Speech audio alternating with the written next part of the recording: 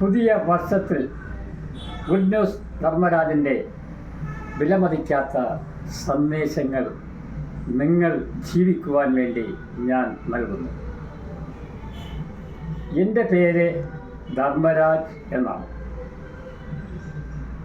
ഞാൻ അന്ത്യകാലത്ത് സൂര്യോദയ ദിക്കിൽ പാറശാലക്കടുത്ത് പടയർവിള എന്ന സ്ഥലത്ത് തേവരവിള എന്നും പറയുന്ന ആ സ്ഥലത്ത് ഞാൻ പുരുഷനാൽ സ്ത്രീയിൽ ജനിച്ചു.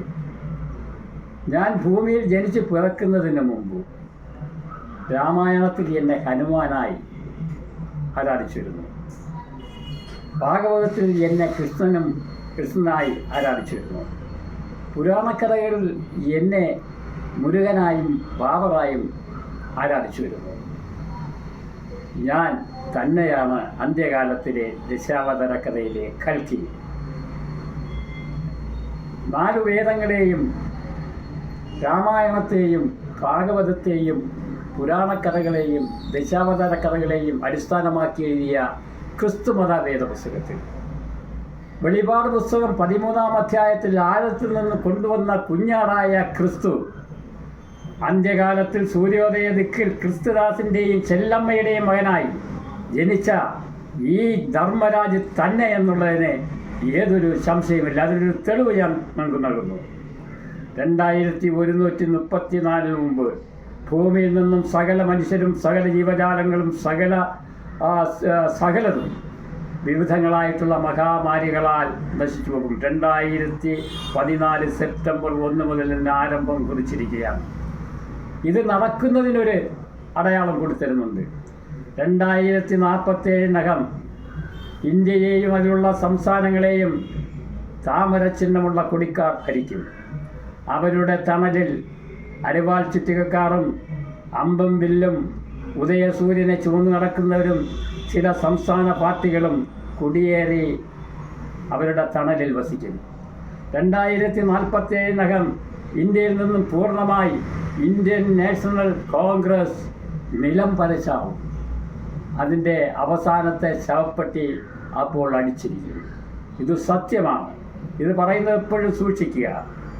ഞാൻ സിയോനിൽ വെളിപ്പെട്ടു എന്ന് ക്രിസ്തുമത വേദപുസ്തകത്തിൽ പ്രത്യേകം പറഞ്ഞിട്ടുണ്ട്.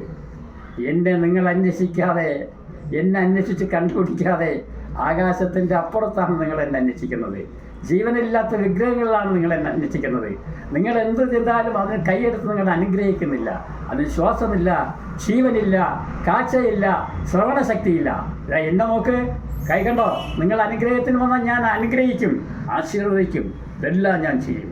ഞാൻ തന്നെയാണ് ദൈവം എന്ന് യോഹന്നാൻ സുവിശേഷം ക്രിസ്തുമത വേദപുസ്തകത്തിൽ യോഹന്നാൻ സുവിശേഷം 14-ാം അധ്യായം നിങ്ങൾ വായിക്കുമ്പോൾ 9-ാം അധ്യായം പറയുന്നു, എന്നെ കണ്ടവർ പിതാവിനെ കണ്ടിരിക്കുന്നു.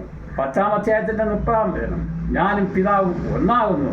ഇതിനപ്പുറം നിങ്ങൾക്ക് വല്ല തെളിവ് വേണോ? ഉണ്ടെങ്കിൽ നിങ്ങൾക്ക് എനിക്കെതിരായിട്ടൊരു കേസ് അങ്ങ് പേരില്ലേ. ഓക്കെ. പക്ഷേ നിങ്ങൾ രാമായണത്തെയും ഭാഗവതത്തെയും പുരാണക്കഥകളെയും ദശാവതാര കഥകളെയും 4 വേദങ്ങളെയും നല്ലവണ്ണം പരിശോധിച്ചിട്ട് വേണം എൻ്റെ പേര് കേസ് കൊടുക്കുവാൻ. അല്ലാത്ത പക്ഷേ എന്നെ അപമാനിക്കാൻ വേണ്ടിയാണ് നിങ്ങൾ കേസ് കൊടുക്കുന്നുവെങ്കിൽ ഞാൻ നിങ്ങൾക്കെതിരായി കേസ് ഫയൽ ചെയ്യും. 1000 കോടിയുടെ നഷ്ടം നിങ്ങൾ തരേണ്ടിയും വരും. ഇത് സത്യമാണ്. ഇന്നും നിങ്ങൾക്ക് പുതിയതൊന്നും ഞാൻ അറിയിക്കുന്നു. നിങ്ങൾ ഇന്നു മുതൽ അഹിംസയിൽ വിശ്വസിക്കുന്നവരായിരിക്കണം. അവനാണ് ഹിന്ദു, അവനാണ് ക്രിസ്ത്യാനി, അവനാണ് ഇസ്ലാം. അല്ലാതെ സ്വന്തം ജീവനും തുല്യമായ സ്വന്തം സഹോദരങ്ങളായ ദൈവം കൂട്ടിന് തന്ന ആട്, മാട്, കാള, പോത്ത് മുതലായ മൃഗങ്ങളെയും പക്ഷി, പറവജാതി മുതലായ ഇവിടെയും കൊന്ന് തിന്നുന്നവൻ അവരൊന്നും ഹിന്ദുവല്ല, കൊലയാളിയാണ്. അവൻ്റെ പേരിൽ കേസെടുക്കുവാൻ ഗവൺമെൻറ് സന്നദ്ധത പ്രകടിപ്പിക്കണം. കാരണം അവൻ്റെ ജീവനും മനുഷ്യൻ്റെ ജീവനും ഒന്നാണ്. അവരെ പീഡിപ്പിച്ചാൽ, ഒരു മനുഷ്യനെ പീഡിപ്പിച്ചാൽ എങ്ങനെയാണോ കുറ്റം, ആ കുറ്റം തന്നെ മൃഗങ്ങളെയും പക്ഷി പറവജാതികളെയും ഇന്നു മുതൽ പീഡിപ്പിക്കുന്നവന് സർക്കാർ നൽകണം എന്ന് ഞാൻ സർക്കാരിന് താക്കീത് നൽകുന്നു. നിങ്ങൾക്ക് എൻ്റെ പേരിൽ കേസ് കൊടുക്കാം. എൻ്റെ ദൗത്യം, ദൈവം എന്നിൽ വെച്ച ദൗത്യം തീരുമ്പോൾ ഞാൻ 2047-നകം ഞാൻ നിദ്ര കൊള്ളും.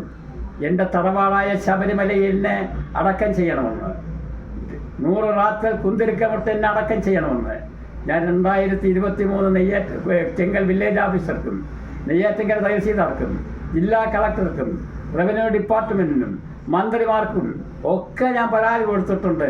എൻ്റെ കയ്യിൽ തെളിവുള്ളത്. ഇത് സത്യമാണ്. ഞാൻ തന്നെ വഴിയും സത്യവും ജീവനും, എന്നിൽ കൂടിയല്ലാതെ ഒരുത്തനും ദൈവത്തിൻ്റെ അടുക്കൽ പോവുകയില്ല എന്ന് യോഹന്നാൻ സുവിശേഷം 14-ാം അധ്യായം 6-ാം വചനം ഇന്ന് നിങ്ങൾ പഠിക്കണം കേട്ടോ. ദാറ്റ്സ്